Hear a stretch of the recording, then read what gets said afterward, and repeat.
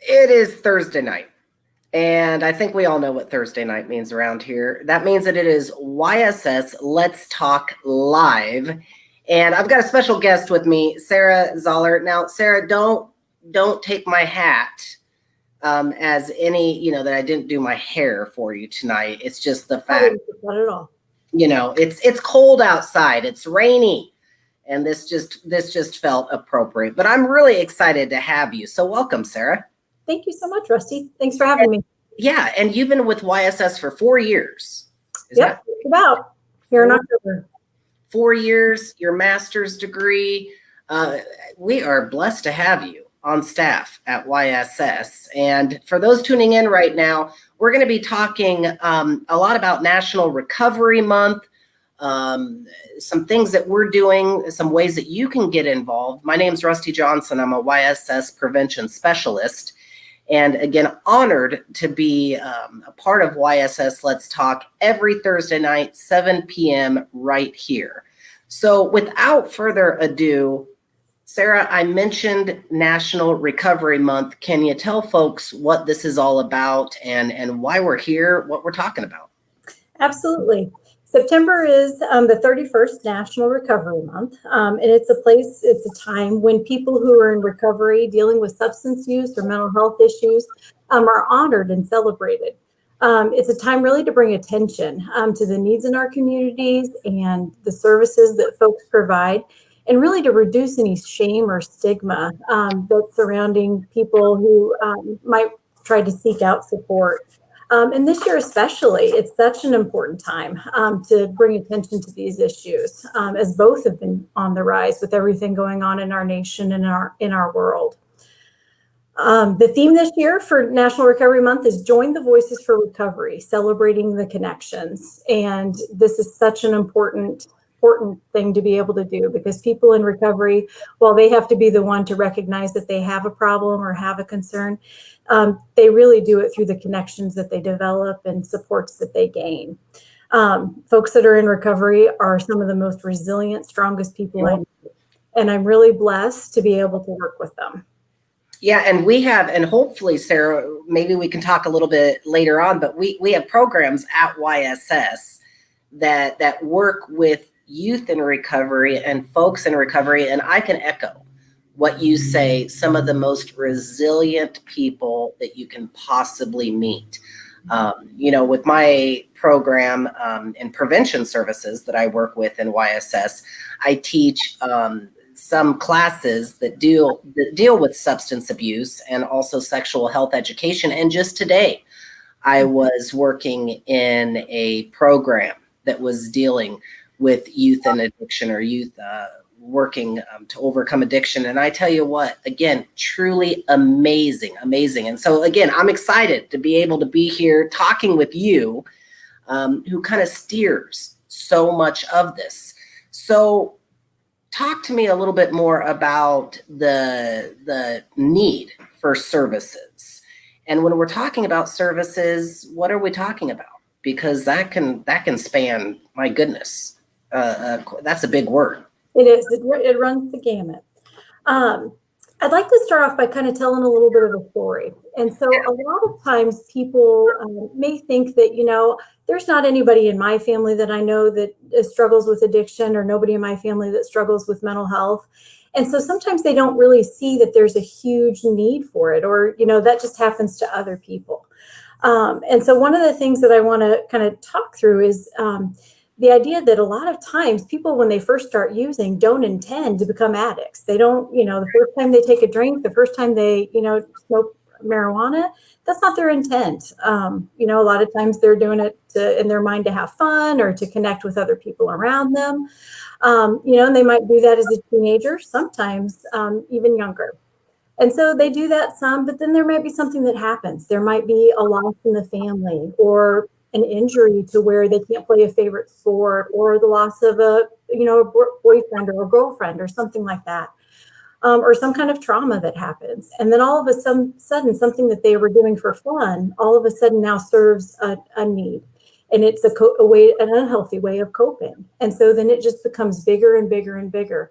And then all of a sudden parents are noticing that grades are starting to slip, or they're not hanging out with the same kids that they used to hang out with. They start, the parent spidey sense kicks in and goes, "Ooh, are they lying to me right now? They didn't used to lie, but now I don't feel like something's real." And so then they start questioning, and then they might bring it home, or a sibling might find it, or parents might find it, and then parents may not know what to do. And so one of the things, we think sometimes that it's not very common, but like 36% of teenagers across the US have tried using it. And 5% of those used before, or tried it before they even turned 13. Wait, before 13 years old. Yeah. So before 13, folks have already just tried. And like you were just saying, Sarah, trying, that's not the intent, is to get addicted, right? But that is crazy. So almost 6%. Wow, before 13 years old. Sorry to interrupt you there, but that caught me off guard. Absolutely. It surprised me too when I saw that statistic. And a lot of times, when kids are using, 1 in 4 Iowa juniors, so this is just right here in our state, in our backyard, 1 in 4 think that there's no risk associated with using. And so for them, it's no big deal, right?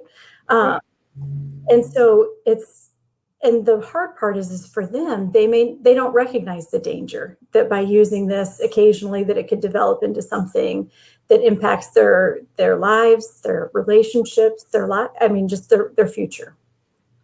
Yeah. Wow. That's just crazy. And I also saw up there on that slide just about the overdoses too.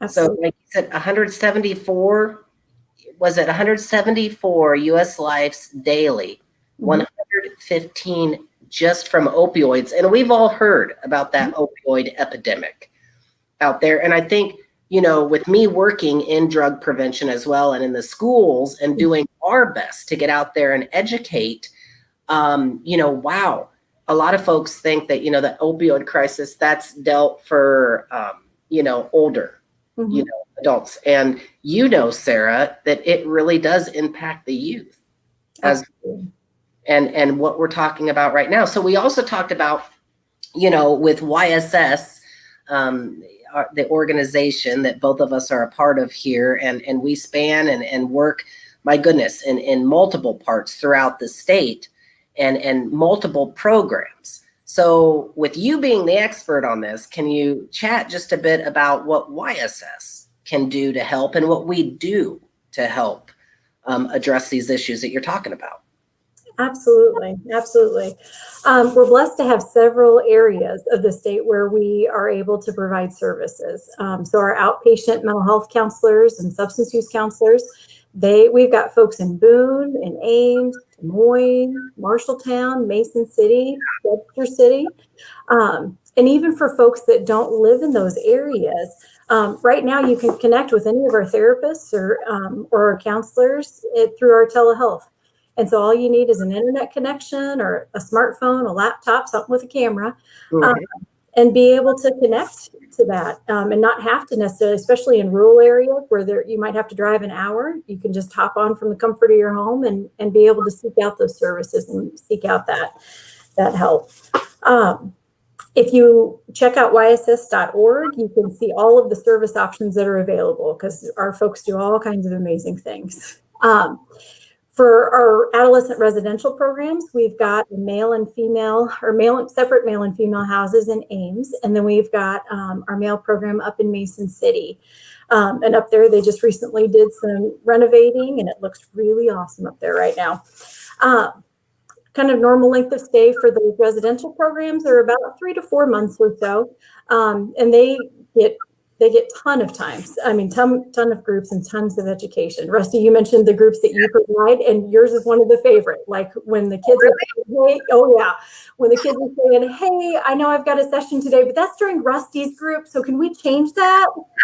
I love it. You're making me feel so good right now. Absolutely. And so, yeah, so it's a lot of, so the kids that we serve are anywhere between 12 to 18, usually kind of in the 16, 17 range, usually. And they're there because their parents have said, I'm really worried about my kiddo. There's stuff going on. We've tried maybe some outpatient and that's not working. And so I'm worried that if I don't do this, I'm going to have to bury my child. I mean, it becomes a life or a death thing. And so we're honored when parents are willing to choose us to be able to help them and help their kiddos.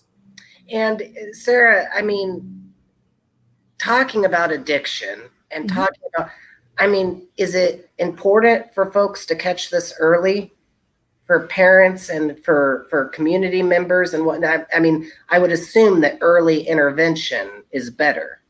Absolutely, for sure. Because the longer you go, the more habits, the more you get immersed into the drug culture, maybe in their community, the more ties they break over time, and losing those healthy connections in the meantime. Absolutely. Yeah. And one thing we were just talking about, how I go into various programs throughout YSS and also outside of YSS too, be it in the public schools or be it other academies or organizations, and do substance abuse education, sexual health education. And one thing that I love, though, about being a part of YSS, also working in the programs within YSS, is, wow, the connections that the resources that are provided to the youth in the residential addiction programs that we offer. And I know you had already mentioned that with National Recovery Month, the motto is celebrating connections, which I think is really, really cool. Connections, because that is everything, as we were just talking about, everything, especially with recovery. And so can you tell us a little bit more about YSS and kind of, how we can connect within ourselves, within the community? What exactly does this motto mean right now with National Recovery Month? Absolutely. Absolutely. So, for example, in our residential programs, the way we connect with our other YSS folks and partners, our youth employment folks and prevention folks come in or over Skype, work with our clients regarding gaining skills that they need for employment and being able to get education regarding various substances, and real education, not just what they heard from their dealer or heard from their friend, but real stuff about what those substances can really do for their bodies, so short-term and long-term. The other thing, our outpatient folks provide mental health therapy and med management for us. YSS Mentoring connects our clients with role models and supports, and people that they can look up to and can kind of help give them that model. And even our YSS Transitional Living Program, they've assisted some of our clients who may not have the resources that they need to head into adulthood on their own.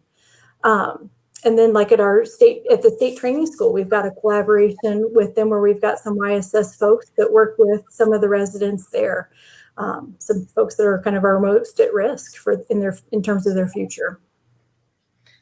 And I was just jotting down real quick because I saw I interrupted you again, but I'm actually jotting down notes here. I mean, because this is like comprehensive what you're talking about.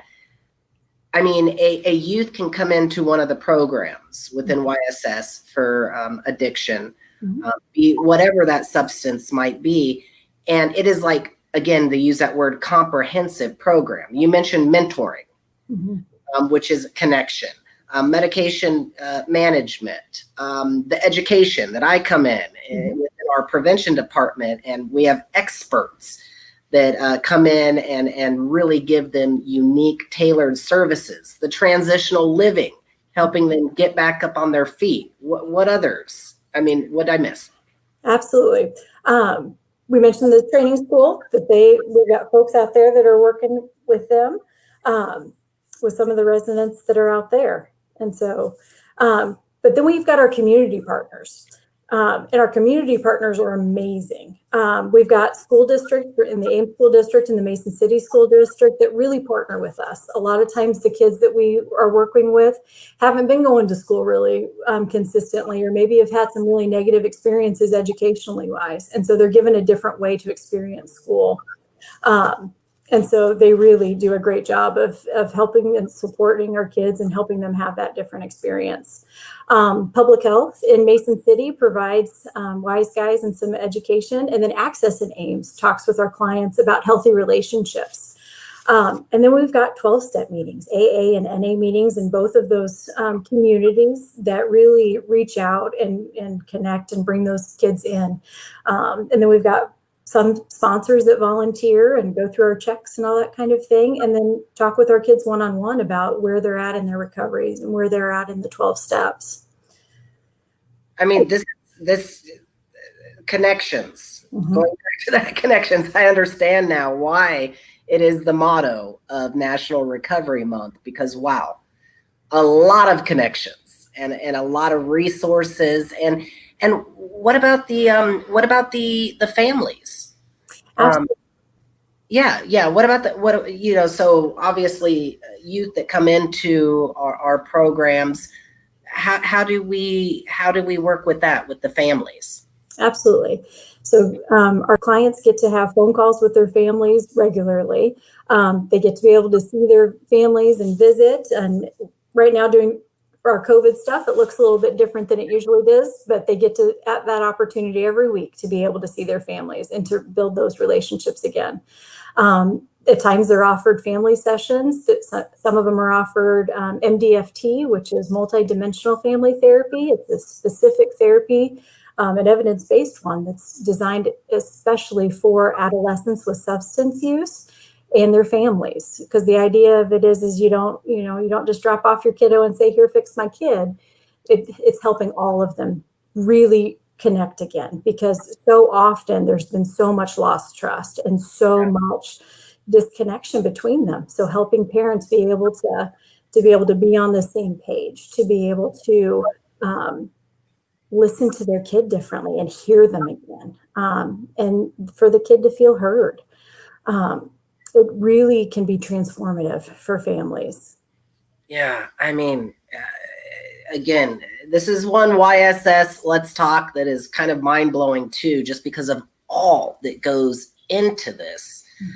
And again, another note to add to my little list here is all of the YSS mental health services, that, the therapy, and we have that entire division of YSS that we're able to bring in and provide resources, and all of the partners there. A huge shout out to all of those community partners that you just mentioned. And real quick again, Sarah, who's some of our community partners that make all this possible and that ultimately impact generations to come? Absolutely. So the Ames School District, Mason City School District, Public Health up in Mason City, Access in Ames, and then all of the 12-step folks that work with our kiddos.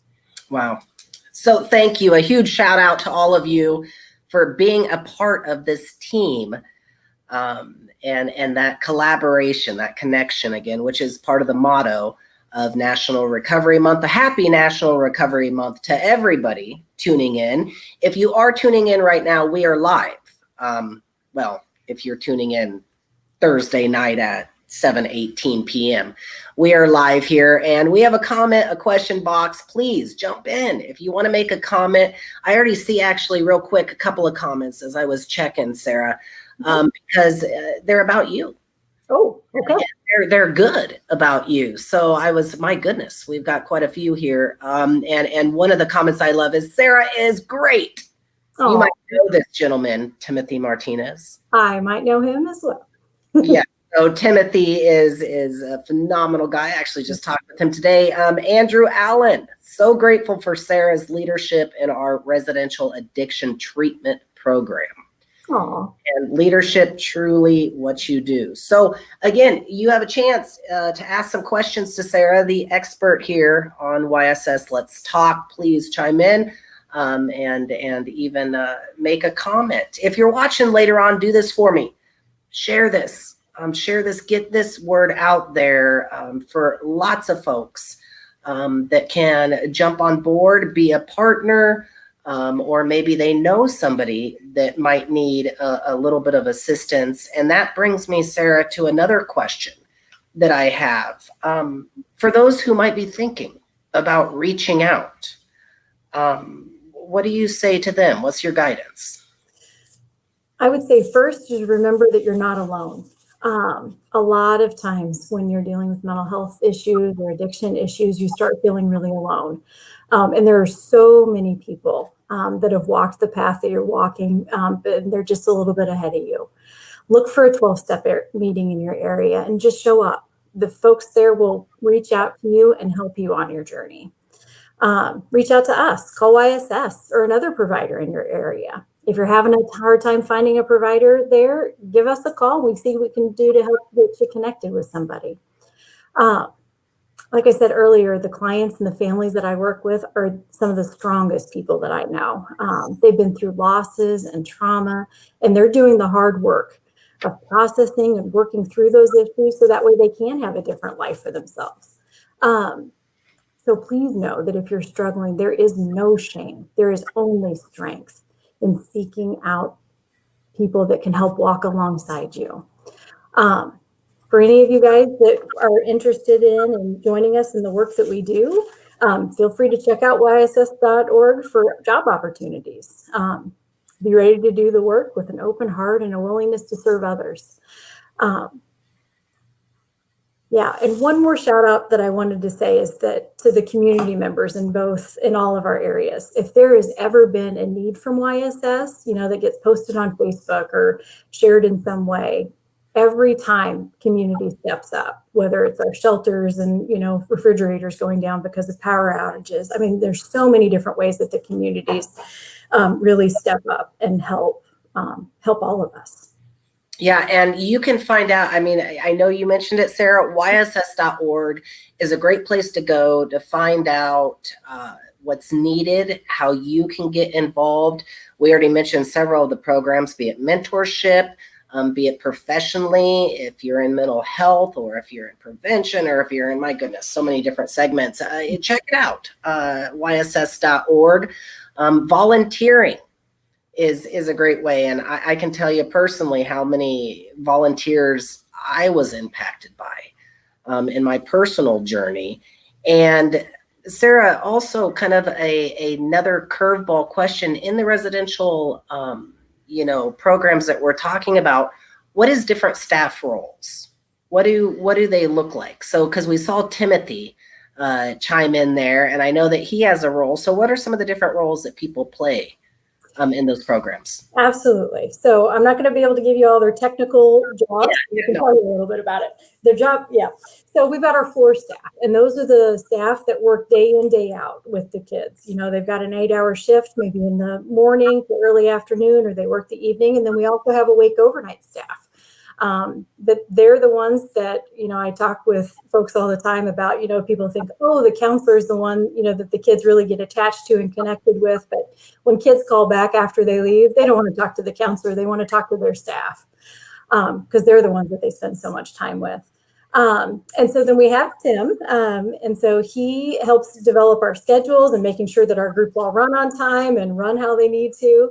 And he's amazing at finding creative activities for the kids to do to keep them engaged and keep them moving. Because we really need to look at not just, having them learn, but physically having them up and moving and doing things. And then we've got our advocates who they really spend a lot of time connecting with our clients and helping them figure out what they want for their life and what resources are in their own individual home communities to be able to connect with when they get back home, maybe finding a job or finding 12-step meetings in their areas when they get back. And then we've got, our staff supervisors that develop the schedules and keep it going. Yeah. Yep. And then we've got our leadership folks that just help have the reins on and keep it all going in the right direction.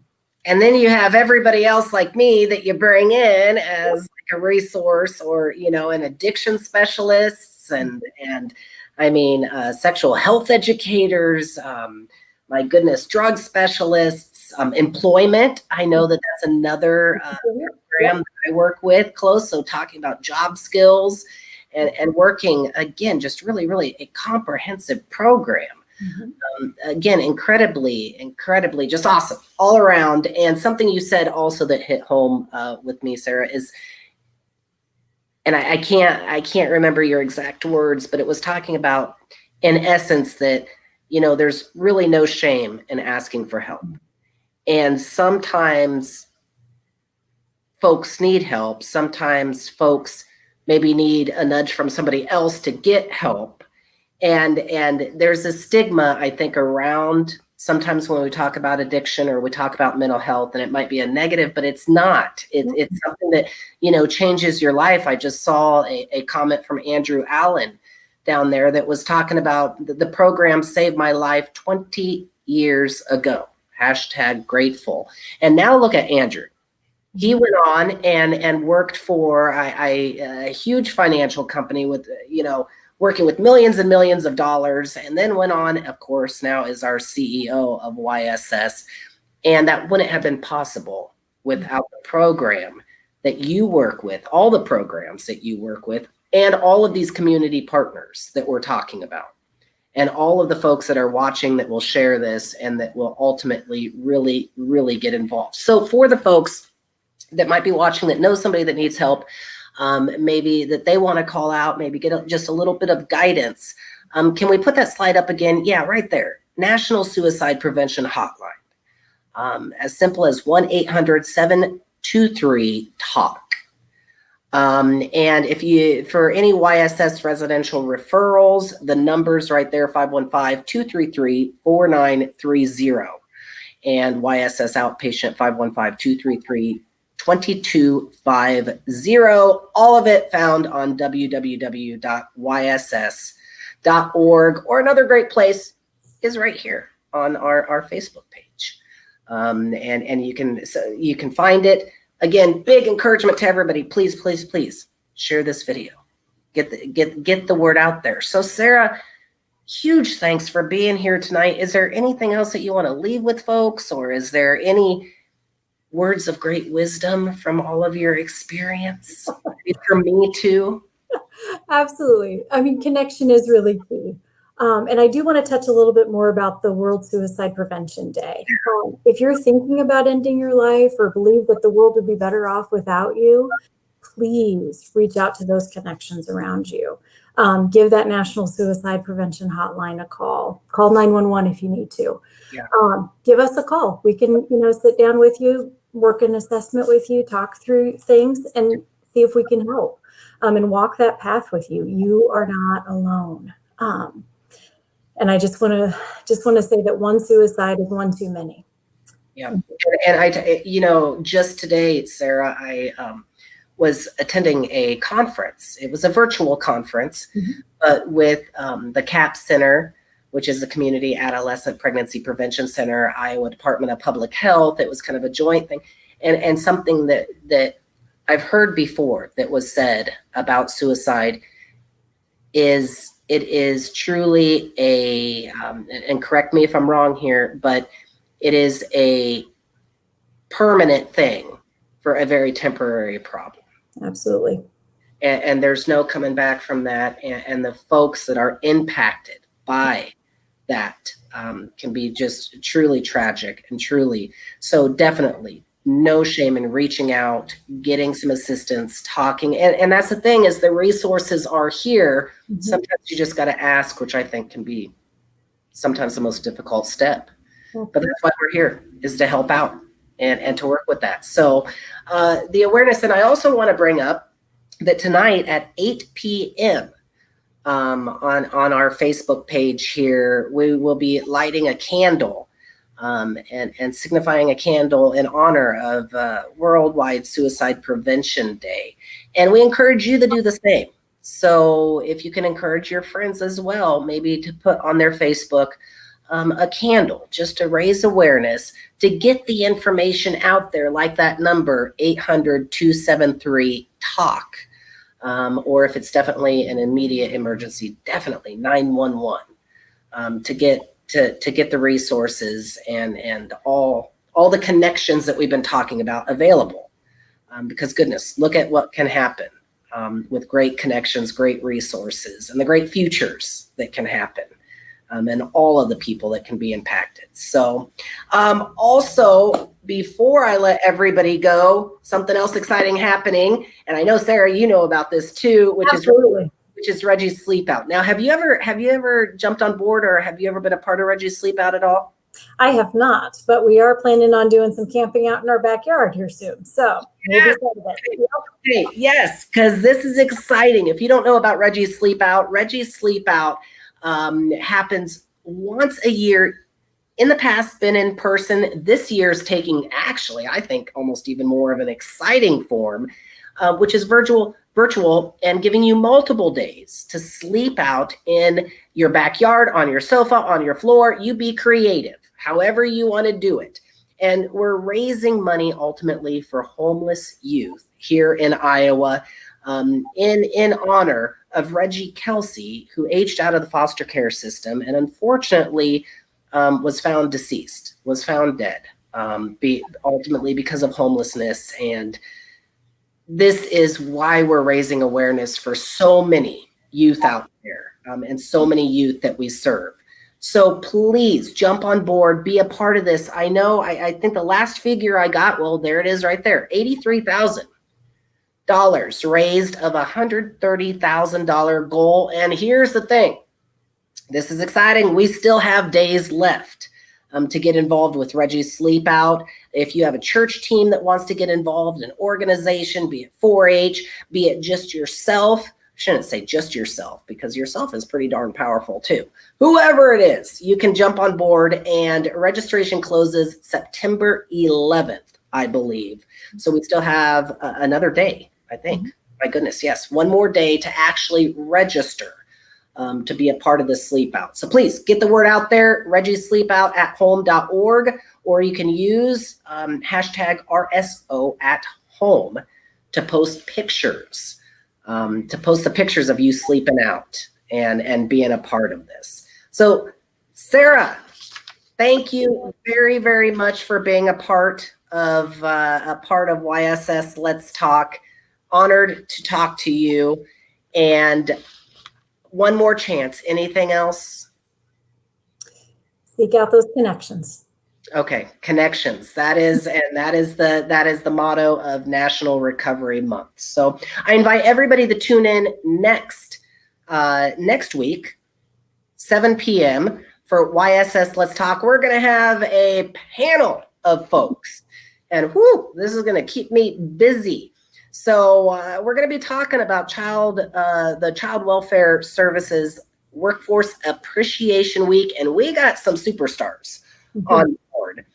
From our AMP program, which stands for Achieving Maximum Potential, Taylor Harden. We have Kelly Novashin from she's a program coordinator for our YSS Advocacy program. My goodness, we have Emily from Child Welfare Emergency Services, and also Sarah from our YSS Family Connections. So, my goodness, we might need to schedule 3 hours. No, joking. It's not going to be 3 hours. We'll get it, but this is going to be exciting to have such all-stars, rock stars up there, just like the rock star that we have tonight, which is Sarah Zollar. Sarah, thank you so much again for being a part of YSS Let's Talk. Thank you so much, Rusty.